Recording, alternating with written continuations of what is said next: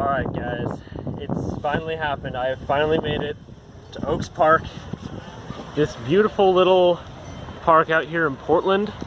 Absolutely adorable, love this place to death. Has to be honestly one of my favorite parks. Because of just how, honestly just adorable this place is.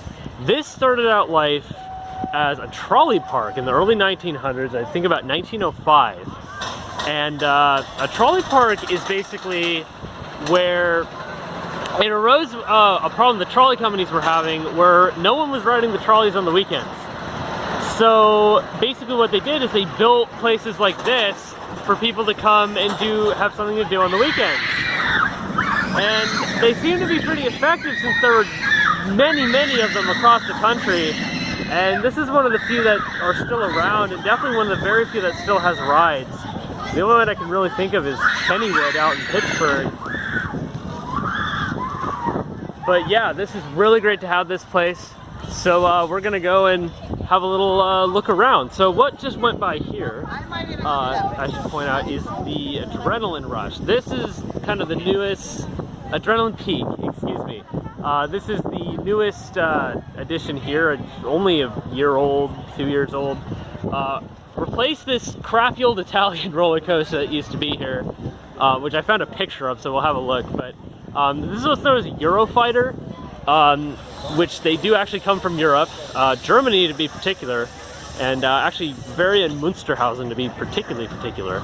And what defines a Eurofighter is basically this thing right here. It's got this straight vertical lift hill with a beyond vertical drop. It's kind of hard to see it, but that is beyond 90 degrees. And you see, extremely compact. They fit a lot of crap into this small area, and that's what I really like about these. I really love this whole little ride, big punch kind of design that we've been seeing on a lot of rides lately. Because this works just as well in a big corporate giant as it does in a small park like this, which, by the way, I couldn't be mistaken, but I believe is a non-profit, which just kind of adds to the greatness of this park, in my opinion. But yeah, really, this is a great ride. It's definitely not gonna be on anyone's top 10 list, but it's really, I mean, this fits the park absolutely perfectly. Really wonderful thing to have here. Come along here, you can kind of hear the train ride. Try to get it going along here. All along here, this is actually a picnicking area. Free admission here, and you can just come in, have a picnic. You know, they're not gonna confiscate all your food away, have to pay $20 sodas or anything like that. So part of what I love about this place is it's kind of what I want most amusement parks to be. You know, just kind of these nice places to come and hang out. And that's what Oaks Park is. Instead of, you know, I haven't seen a single advertisement for anything, so you're not getting bombarded at left and right. You know, you don't have to buy their crappy food. You can leave and come back whenever you want, free parking. So yeah, the only minor complaint is I think it's a little bit expensive. That ride there is 10 bucks or $9.95 if you want to be very particular, but which is a little steep, but I guess you're supporting a good cause. So over here we got some more classic rides. We got a Zero Gravity, the Roundup attraction. This is beautiful. This is what's known as a Rocco plane, and aka Cage of Death Ferris wheel. So this was built in an era of American history where that I refer to as the Cage of Death. Trademarked by rides such as this, the Zipper, the Lupo plane, the Skydiver, just tons of really fantastic get into a cage and hope you don't die type of attractions. And this is one of my favorites. So as you can see, it kind of spins around like a Ferris wheel, but what's really cool about it is there's a little handle and there's a brake. That's, I think, what that wire is going there, and you can lock the car, so you can get this thing going real crazy. So those are a lot of fun. Got the Tilt-A-Whirl here, or Tilt-A-Whirl, the Roundup there. That disco ride, I think the last time I was here, and this should tell you how long ago it's been since I went here. Actually, no, the first time I went here, this was brand new, I think. And that was over 10 years ago. So this is this is like one of the first rides this park has gotten in a very long time. This spider seems kind of new, but at the same time I kind of remember them having a spider. Although those cars are really interesting. I've never seen those cars before. They look like new cars. It looks like they just slide up, which is pretty neat.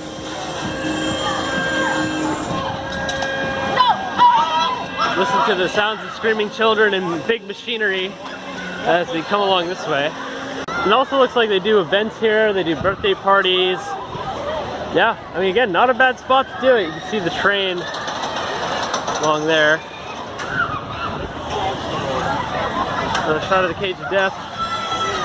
So yeah, this is where we get more into the main midway section. You can see a lot of the more old historic buildings. I've been told also don't come to this place on a Saturday, and here's why. If you do, come early. Like I came half an hour before it opened, and it really paid off.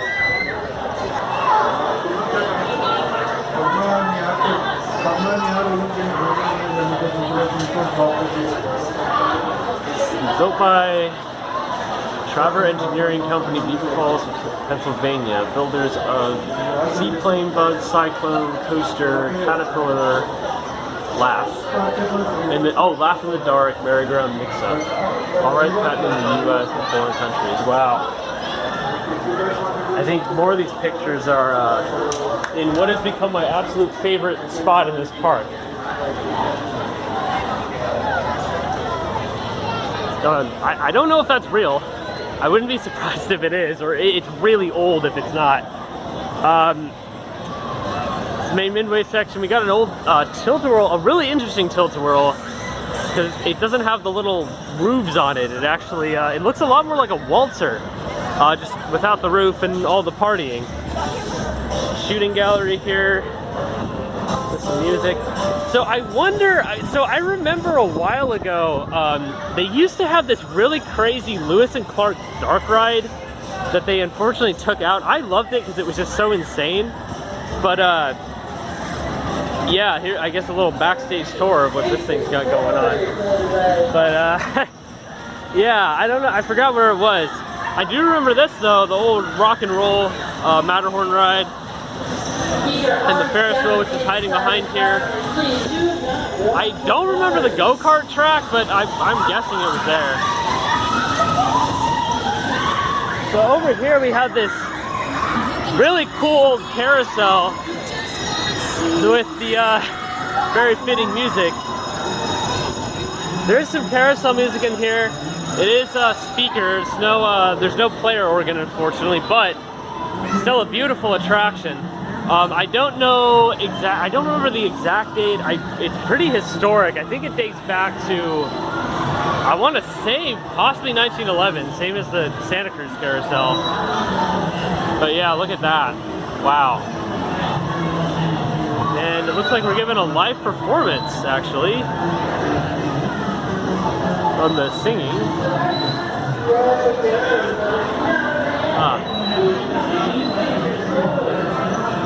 Is that a spinning car? No, it's just brown. Well, very cool. Big slide with, again, I believe those are oaks. If not, they look like oaks. Got an afterburner here, a pretty nice looking afterburner, I have to say. I've never seen it, because most of them are called Fireball here, so it's nice to see one with a slightly different theme. Sure, it looks really good at night. And here's my new favorite place in the entire park. For a variety of reasons. Here's one of them. This apparently used to be a roller coaster station for the Blue Streak that used to be here. You can get a little shot of it. And it looks like I'm going to have to fight the old man for use of this area over here. Looks like these were old whip cars. But yes, this definitely looks like one. I don't know about that, but that, an old ticket booth for it. And the Oktoberfest, I wish they would get some, I guess that's probably the most Oktoberfest thing they have here. But yeah, look at this. Wow, I'm guessing that was the Blue Streak. Yes, look at that thing. Absolute madness. And this might have been what that sign was for that I saw. I forgot the name, but we'll have to see. Yeah, these are really cool. You don't see these anymore. Kind of an early idea of a shoot-the-chutes ride. Yeah, really, really cool stuff. It'd be amazing if it still looked like this. And this we'll hopefully get a look at later.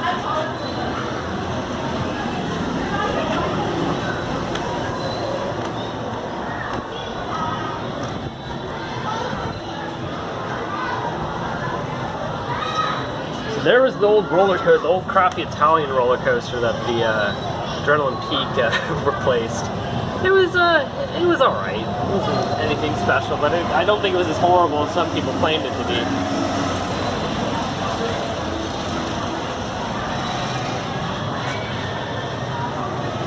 Out there, this looks like it was a vintage car, an old vintage car ride. Cool. So I'm guessing, so this is the station for, I'm assuming this. You can actually see there's the old railroad. So this must have gone out to like where either this was like a lake area, or it went out to where the go-kart, either way it went out to where the go-karts were in this, and it was, that's where that thing was, I believe. So, cool stuff. Because the thing about this place is like, dude, I would just come out here to hang out. Like if I lived in Portland, I'd just be here all the time. Hanging out in there, sitting in the whip car. Got a scrambler with a plaque. Of course, we got to get a shot of the plaque. It's not focusing, but I think that's an Eli Bridge. There's a little, I think that was built in Oregon. So that's a state pride right there. And this, I could be mistaken, but I think this is originally, these are some bumper cars here. I think this was a Lusty bumper car set. I think the building's technically still is, but the, I think the cars were as well. I guess you can receive mail on this ride, that's nice. Which is kind of lame because the whole point of Lusty bumper cars are those crazy tank bumper cars that they had. If you don't know what I'm talking about, they're basically the ones that those old men like to turn into roadsters. If you've ever seen those. I've never ridden a set, but I've heard they're really cool. So this is kind of the little kid section here, and in here is the thing I wanted to show, because this thing is freaking cool. And it's also closed, but let me get a shot of it. I might come back if it's open, but if you come in here, so this is an old roller rink. It dates back to 1905, and it's hard to see, but right there is an enormous pipe organ, a big giant Wurlitzer. And the deal was a lot of these roller rinks used to have organs in them, pipe organs, that would play music as you skate along. This is one of very few to still do that. And I mean, we're literally only looking at half of it. I mean, that thing is freaking enormous. And I believe it was, so this rink had a organ since the late like 1920s, but this particular one came about in the 50s. The other one got damaged or something. They had to replace it. So yeah, I was hoping to get some shot of it playing. It's not a player organ. It's actually, you have to, it's not a band organ. You have to actually go and play it yourself, but or have to have someone play it. It's not like the skaters have to go and play it, but yeah. Still really cool to see it. Got a Portland little motorcycle ride here with the, I believe, Oregon-built family roller coaster, and this really cool looking mini golf course in this beautiful, beautiful park. And what I want to kind of show, the thing that always amazed me about this place was, as a kid, I used to think that when we came here, I used to think we were out in the country. You know, like the big trees, you got the river there. I believe that's the Willamette. You know, it just seems like you're out in the woods and everything, you're out in the Oaks. But if we come here, see a little bit more urbanization, but the real deal, it's right here.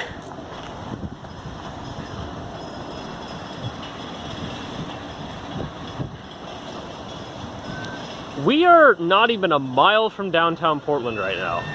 And it just seems like we're out in the sticks in this beautiful little countryside. And that's what I really love about this park.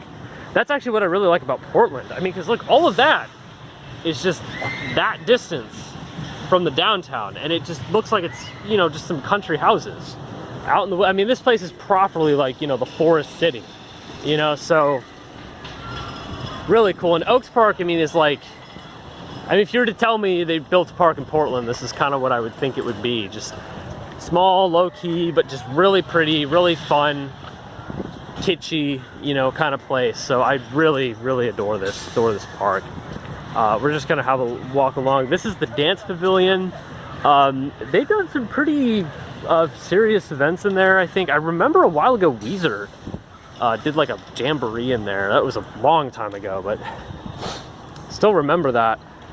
Also, something that I'm kind of impressed by is the lack of fencing around the train. I mean, you have this, but then you don't have this. Which this is like, I don't want to say it's never in California, but never at a big corporate park. No siree. Lawsuit City right here. And I love how it's like ingrown. Like, it looks like a proper railroad. Yeah, a lot of people setting up picnics. I mean, because, dude, why not? Especially if you're planning a birthday here, you could just come and show up. You don't even need to do anything. And you just have the perfect playground right here and next to the Willamette. I know there looks like a beach. I don't know if you can actually go to it, but it smells real good. I just want to say it also smelled like crap in that roller rink. Yeah. All right, so we're back where we started. That was the beautiful, historic Oaks Park. Highly, highly recommend you check this place out if you're in the Portland area. It is not incredibly easy to get to, I guess, is one of the downsides. Even though there's railroad there, I think it's just like a tourist line. It's not actually, you can't catch a train here. The closest train is, I think, like a mile away, something like that. So you may have to have a car here or take a bike, but still highly, highly recommend it if you can. Really, really cool stuff here. So thanks for watching. Oh yeah, like, subscribe, bell, all that good jazz. Really helps out.